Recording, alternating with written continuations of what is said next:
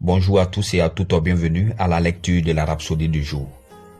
Aujourd'hui, mardi 16 décembre 2025, notre homme de Dieu, le pasteur Chris, nous enseigne sur le thème « Le plus grand sermon, c'est votre vie ».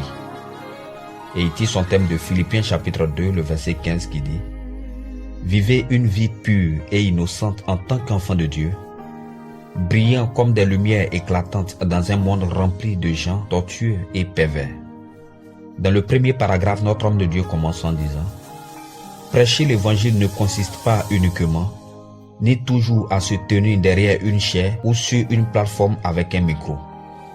Parfois, le message le plus puissant est votre vie elle-même. Votre manière de vivre, de parler, de réagir et de vous comporter doit attirer les hommes à Christ. C'est le but de Dieu.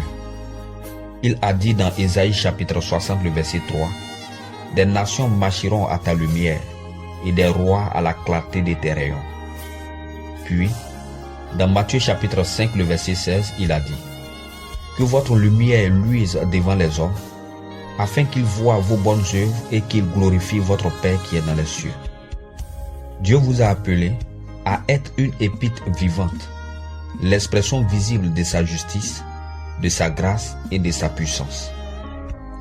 Dans un monde rempli de compromis et de confusion, votre constance dans la piété devient un témoignage irrésistible. Dans l'avant-dernier paragraphe, notre homme de Dieu dit ceci. Les gens vous observent, c'est-à-dire vos amis, les membres de votre famille, vos collègues et même des inconnus. Votre vie est un message.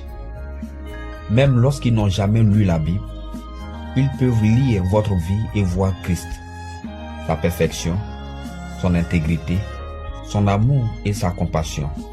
Alors, vivez avec cette conscience et cette certitude que vous représentez le royaume.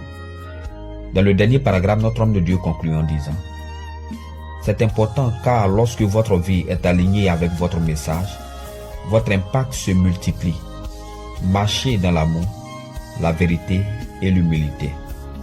Que Christ soit vu dans votre regard, entendu dans votre voix et ressenti dans votre toucher.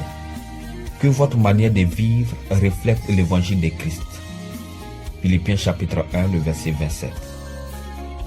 Alors sans plus tarder, nous allons ensemble prendre la prière. Veuillez répéter après moi s'il vous plaît. Cher Seigneur, je te remercie de m'avoir fait une lettre vivante de ta grâce. Ma vie reflète ta nature et inspire les autres à te suivre. Je suis une lumière brillante et éclatante dans ce monde, attirant les hommes et les femmes vers la justice.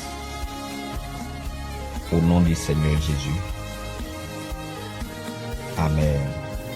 Pour une étude approfondie, vous pouvez prendre Philippiens chapitre 1, le verset 27, Philippiens chapitre 2, le verset 14 à 16, et Tite chapitre 2, le verset 7 à 8.